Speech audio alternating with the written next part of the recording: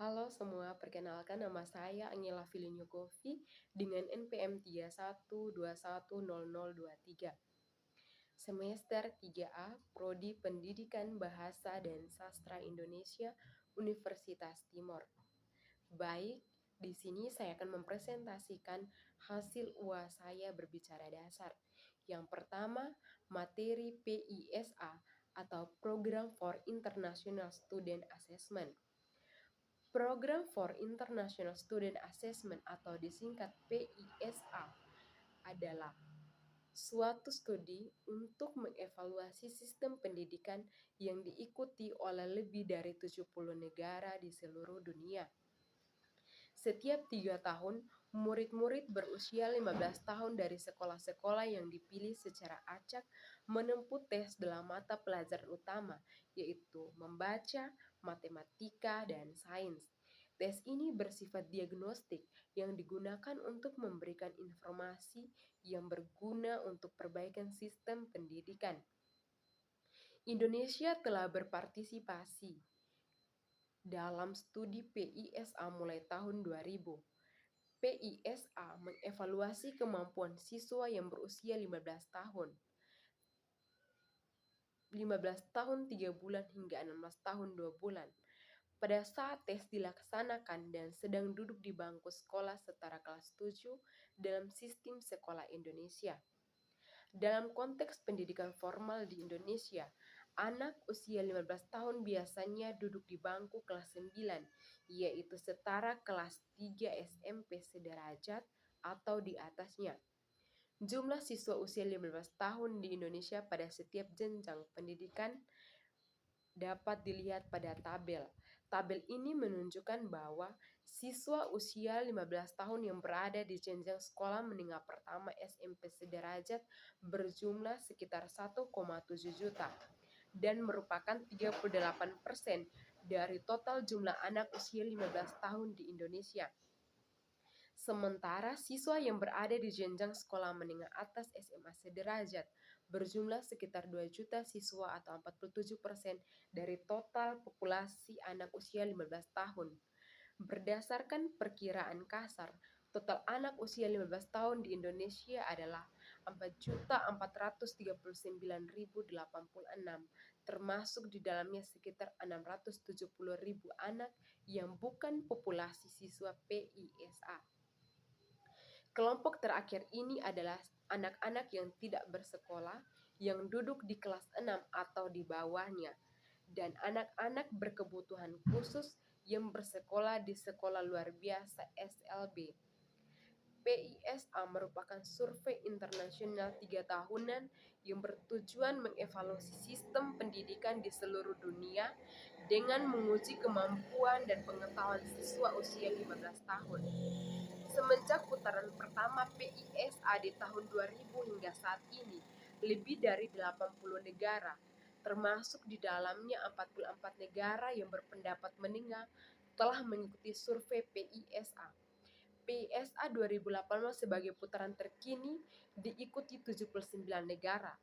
Tes PISA menilai sejauh mana siswa usia 15 tahun yang hampir menyelesaikan pendidikan dasarnya menguasai keterampilan dan pengetahuan penting bagi mereka untuk berpartisipasi penuh dalam masyarakat modern. Penilaian PISA menitikberatkan bidang studi inti yang diajarkan di sekolah, yaitu membaca, matematika, dan sains. PISA juga menilai kemahiran inovasi siswa yang pada PISA 2018 disebut kompetensi global. PISA tidak hanya menilai kemampuan siswa mengemukakan kembali pengetahuannya, tetapi juga seberapa baik kemampuan siswa memperluas analisis berdasarkan pengetahuan yang dimiliki dan menerapkan pengetahuan tersebut dalam situasi yang tidak biasa di dalam maupun di luar sekolah. Pendekatan ini mencerminkan situasi ekonomi modern yang menghargai individu bukan cuma dari pengetahuan yang dimiliki, tetapi lebih dari itu berdasarkan apa yang bisa mereka lakukan dengan pengetahuan yang dimiliki. Keterlibatan siswa Indonesia dalam tes Program for International Student Assessment. PISA Indonesia di 3 kompetensi yang diujikan. Peningkatan terbesar terlihat pada kompetensi sains dari 382 poin pada tahun 2012 menjadi 403 poin di tahun 2015. Dalam kompetensi matematika meningkat dari 375 poin di tahun 2012 menjadi 386 poin di tahun 2015. Kompetensi membaca belum menunjukkan peningkatan yang signifikan dari 396 di tahun 2012 menjadi 397 poin di tahun 2015. Peningkatan tersebut mengangkat posisi Indonesia 6 peringkat ke atas bila dibandingkan posisi peringkat kedua dari bawah pada tahun 2012. Sedangkan berdasar nilai median, capaian membaca siswa Indonesia meningkat dari 337 poin di tahun 2012 menjadi 350 poin di tahun 2015. Nilai matematika melonjak 17 poin dari 318 poin di tahun 2012 menjadi 335 poin di tahun 2015. Lonjakan tertinggi terlihat pada capaian sains yang mengalami kenaikan dari 327 poin di tahun 2012 menjadi 359 poin di tahun 2015. Peningkatan capaian median yang lebih tinggi dari mean ini merupakan indikator yang baik dari sisi peningkatan akses dan pemerataan kualitas secara eksklusif. Kepala Pusat Penilaian Pendidikan Balitbang Kemendikbud mengatakan secara konsisten terjadi peningkatan cakupan samping peserta didik Indonesia, yaitu sebanyak 46% di tahun 2003 menjadi 53% di tahun 2006. Selanjutnya, angka tersebut naik ke 63,4% di tahun 2012 dan menjadi 68,2% pada tahun 2015.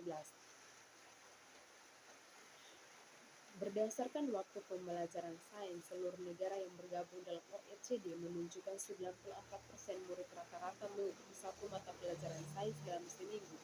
Namun, Indonesia sejumlah 40% murid tercatat sama sekali tidak dituntut untuk mengikuti mata pelajaran sains. Ketidakharusan untuk mengikuti mata pelajaran sains lebih besar 5% di sekolah yang kurang beruntung dibandingkan di sekolah yang maju.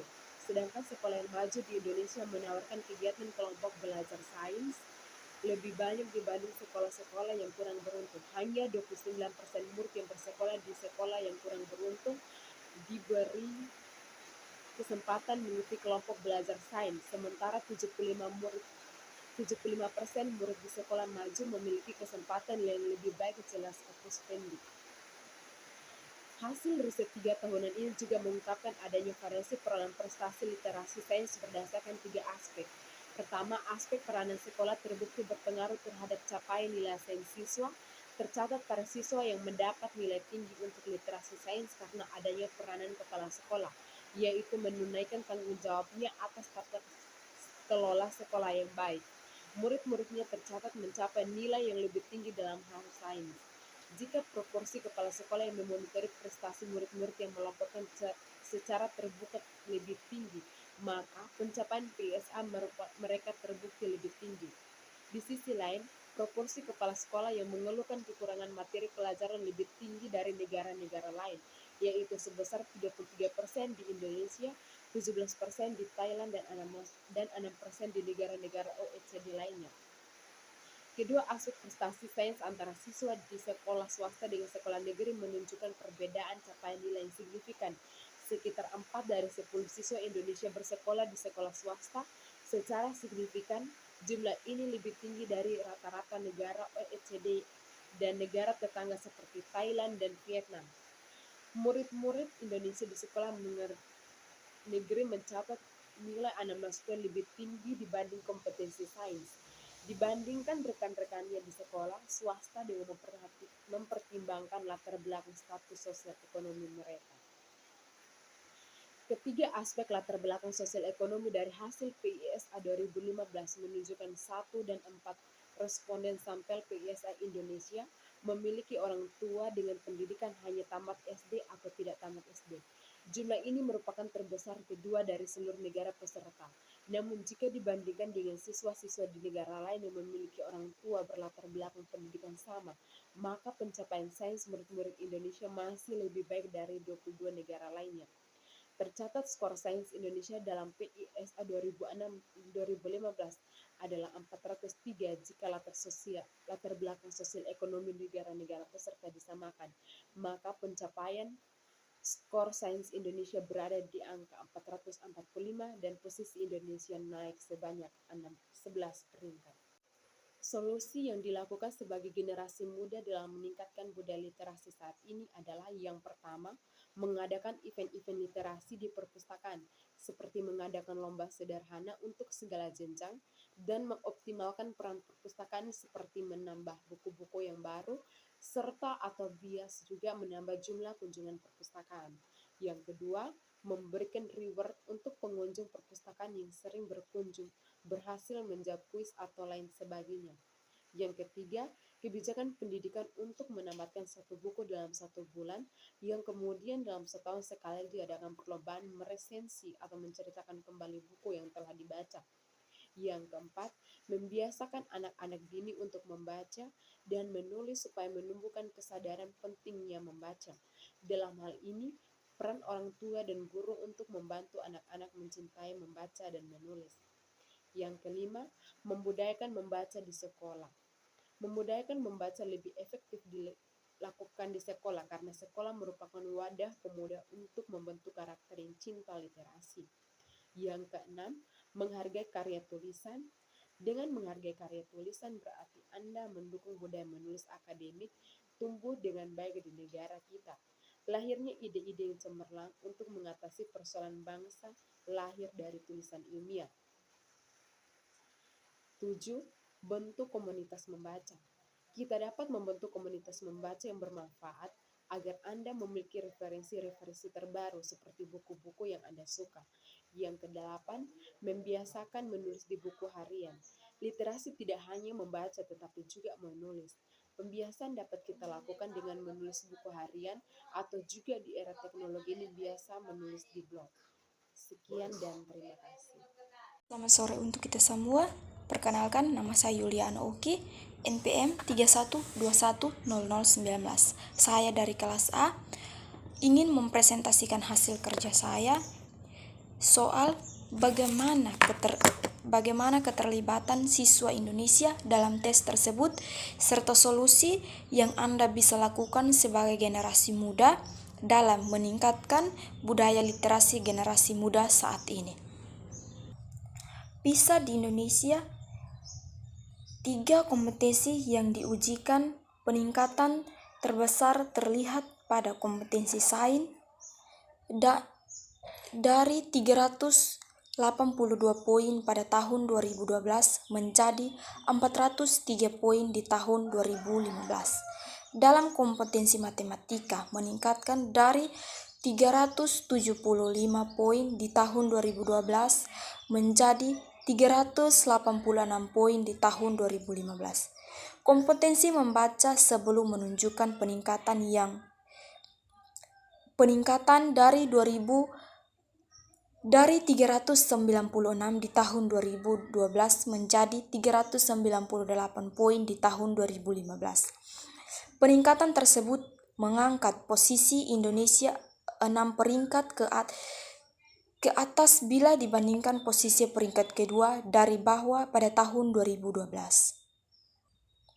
Sedangkan berdasarkan nilai media, capaian membaca siswa Indonesia meningkatkan dari 337 poin di tahun 2012 menjadi 350 poin di tahun 2015. Nilai matematika meloncat 17 poin dari 318 poin di tahun 2012 menjadi 335 poin di tahun 2015. Loncatnya tertinggi terlihat pada capaian sains yang mengalami kenaikan dari 328 poin di tahun 2015 menjadi 359 poin di tahun 2015. Peningkatan capaian media yang lebih tinggi dari ini merupakan indikator yang baik dari siswa, peningkatan akses dan pemerataan kualitas secara inklusif. Kepala Pusat Penilaian Pendidikan Balikbatang atau Kapus Pendik Balitbang Kemendikbud mengatakan secara konsisten terjadi peningkatan capaian sampai peserta didik Indonesia yang sebanyak 46 peserta didik tahun 2012 dan menjadi 6,8 peserta di tahun 2015. Peningkatan capaian samping ini merupakan bukti capaian wajib belajar 9 tahun dan ekspansi menuju wajar 12 tahun dan inklusi kepeserta murid Indonesia dalam pendidikan membuatkan hasil jelasnya di Jakarta Selasa tanggal 6 bulan 12 2016. Berdasarkan waktu pembelajaran sains seluruh negara yang tergabung dalam menunjukkan 94% murid rata-rata mengikuti satu mata pelajaran sains dalam seminggu, namun di Indonesia sejumlah 4%. Tercatat sama sekali tidak dituntut untuk mengikuti mata pelajaran sains. Ketidak seluruh mengikuti mata pelajaran sains lebih besar 5% di sekolah yang kurang beruntung dibandingkan di sekolah yang lebih maju. Sedangkan sekolah yang maju di Indonesia menawarkan kegiatan kelompok belajar sains lebih banyak dibandingkan sekolah-sekolah yang kurang beruntung. Hanya 29% murid yang bersekolah di sekolah yang kurang beruntung diberi kesempatan mengikuti kelompok belajar sains, sementara 70% murid di sekolah maju memiliki kesempatan yang lebih banyak. Jelas Kapus Pendik.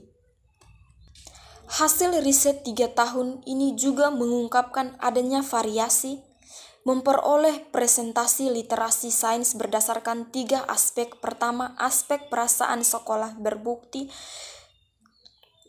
berpengaruh terhadap capaian nilai sains siswa. Tercatat para siswa yang mendapat nilai tinggi untuk literasi sains karena adanya peranan kepala sekolah yang menaikkan tanggung jawabnya ke atas tata kelola sekolah yang baik. Murid-muridnya tercatat mencapai nilai yang lebih tinggi dalam hal sains. Jika proporsi kepala sekolah yang memonitor, mempresentasi murid-murid dan melaporkannya secara terbuka lebih tinggi, maka angka pencapaian PISA mereka terbukti lebih tinggi. Di sisi lain, mempromosi kepala sekolah yang mengeluarkan kekurangan materi pelajaran lebih dari negara-negara lain, yaitu terbesar 33% di Indonesia, 17% di Thailand, dan 6% di negeri-negeri lain. Kedua aspek presentasi sains antara siswa di sekolah swasta dengan sekolah negeri menunjukkan perbedaan capaian nilai yang signifikan. Sekitar 4 dari 10 siswa di Indonesia bersekolah di sekolah swasta. Secara signifikan, jumlah nilai lebih tinggi dari rata-rata negara.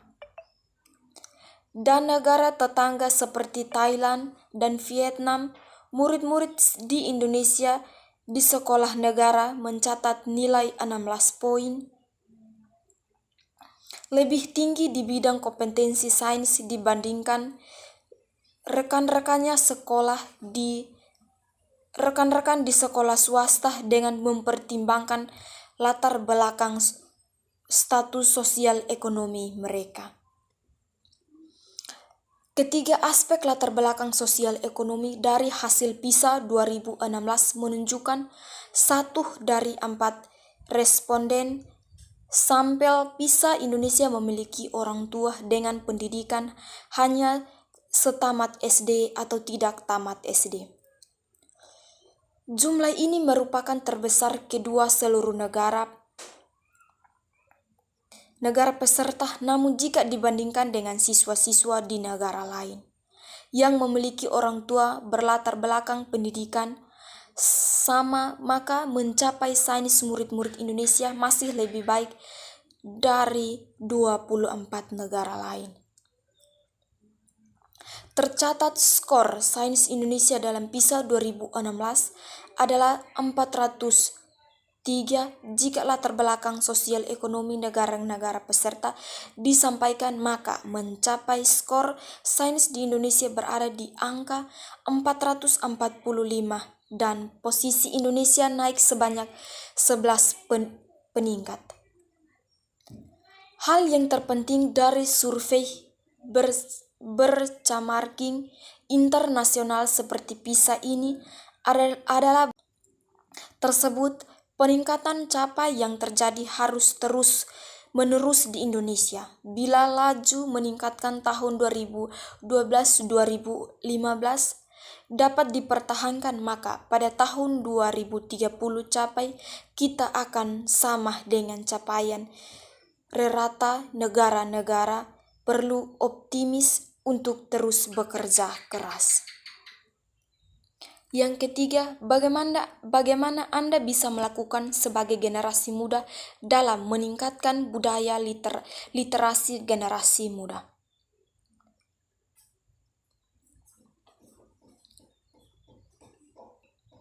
Karena literasi muda, kemampuan untuk membaca serta membaca bisa diartikan sebagai sebuah proses menerjemahkan lambang bahasa sampai proses menjadi sebuah pengertian.